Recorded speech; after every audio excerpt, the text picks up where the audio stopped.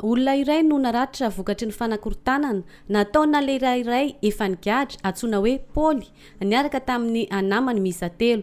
Mpanamboatra moto iray tetsy Tsaramandrso ambany lasibatra nandritra ity fanakorontanana ity omaly atoandro tokony atamy 12 ora teo eo.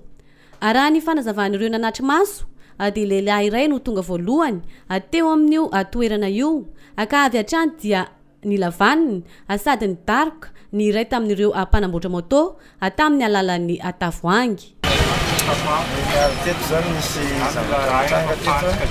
misy tovolahy anankiray zay mamamo izy mitondra tavoahangina labery izy avy any dia le mpanamboatra moto teto vonidina tamin'ny moto izy tonga dia nilesiny tamin'le tavoahangy iso ihany afaka niafaka zany le zalahy rehefa tsobo dia lasa aloha le nanely dia rehefa avy eo niverina indray izy avy eo eto amin'le toeram-piasan'le mpanamboatra moto dia niverina izy dia rehefa avy eo nilavaniny teo dia miady izy roa avy eo dia rehefa avy eo amin'izay izy lasa izy nandeha hoe miverina eo izy hitondra namana dia lasa izy nandeha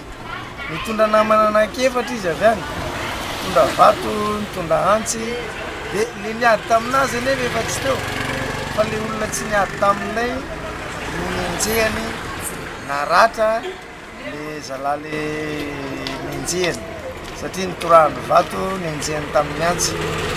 Zay zany ny zavatra mitranga teto dia ireo tovolahy ireo zany tovolahy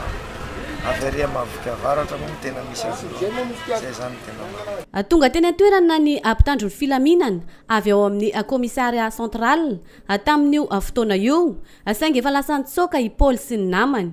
Nanambara ireo mpitandro ny filaminana fa avy ao amin'ny fokotany mahavoky avaratra avokoa ireo lehilahy miisa 4 ireo ary mpandrongony. Fa tetsy ankilany kosa dia nametraka fitoriana avy hatrany ilay mpanamboatra moto ka efa misokatra ny fanadihadiana izay andraikitry ny mpitandro ny filaminana rahateo.